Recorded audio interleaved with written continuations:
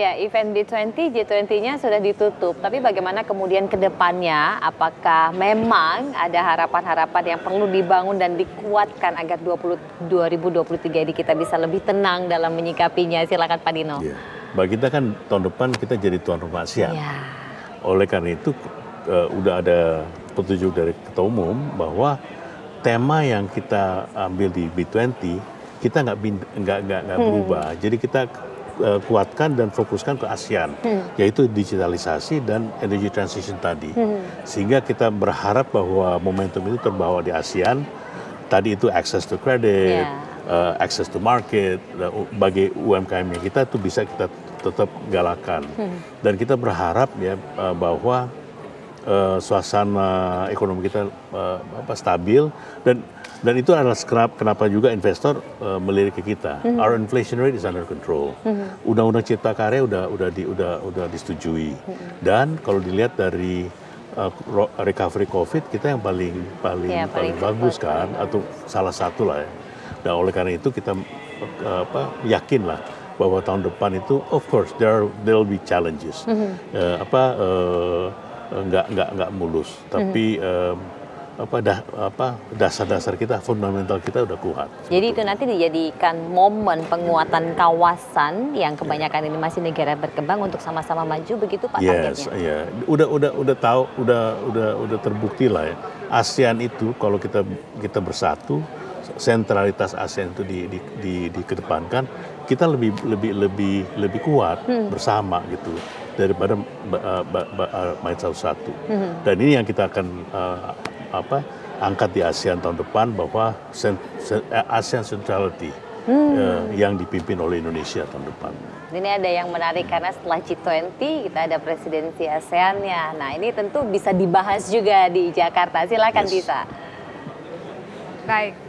Terima kasih Brigita atas perbincangan yang seru sekali. Nah saat ini kita di studio juga masih bersama dengan Pak Raden Pardede dan juga masih bersama dengan Pak Peter. Pak Raden masih bersama kami? Ya, boleh. Mungkin tadi dipandu oleh rekan saya Brigita Manohara tadi beberapa poin-poin yang cukup menarik sekali, mulai dari energi, kemudian juga soal bisnis. Bagaimana kemudian dari pemerintah untuk follow up ke depannya akan seperti apa, selain dengan rencana pertemuan dalam grup-grup kecil tadi Pak? Ya, jadi memang saya juga mengikuti tadi apa yang dibicarakan oleh dari Kadin, Pak Vega ya, Nardo Vega itu. Itu memang kita akan coba kaitkan tadi, tentu kita sudah menjadi presidensi atau ketua dari ASEAN sekarang ini. Jadi kita harus memanfaatkan bahwa ASEAN itu kuat juga karena Indonesia. Indonesia memang the natural leader dari ASEAN. Yang sebelum-sebelumnya boleh dikatakan negara-negara yang relatif kecil pada saat memimpin ASEAN itu menjadi kurang efektif. Jadi ini sudah sekian tahun karena bergilir kembali ke Indonesia. Saya pikir ini kesempatan lagi buat kita Indonesia menunjukkan bahwa kita menunjukkan leadership kita. Karena memang seperti yang saya katakan, di samping kita natural leader, sekarang kita juga diminta untuk mengetuai secara formal ASEAN ini. Dan kiprah ASEAN ini itu menjadi lumayan signifikan di dalam diperhitungkan oleh negara-negara besar seperti katakan Cina, Amerika, India. Gitu. Kalau hanya Indonesia lumayan diperhitungkan, tapi kalau dengan ASEAN dengan 10 negara yang lebih luas lagi, maka ini akan lebih signifikan lagi dampaknya. Nah, di ASEAN juga ada 3 yang kita lihat menjadi prioritas. Kembali mengenai food security, ya, ketahanan pangan, ketahanan energi, kemudian juga financial stability. Nah, ini kembali kita bawa juga tadi mengenai kontinuitas dari program-program yang tadi juga sudah didiskusikan, di mana salah satu yang penting di dalam G20 ini adalah untuk food dan energy security dan juga stabilitas sistem keuangan. Itu juga akan kita bawa juga ke ASEAN. Jadi ada memang kesinambungannya. Sebab seperti yang kita tahu bersama bahwa sejarah dari pembentukan G20 ini dilakukan di tahun 2008 pada saat terjadi global financial crisis. Jadi ini adalah kebersamaan daripada negara-negara, 20 negara terbesar di dunia ini untuk mencoba mengatasi krisis. Nah, krisis keuangan lah dulu waktu itu yang menjadi masalah terbesar.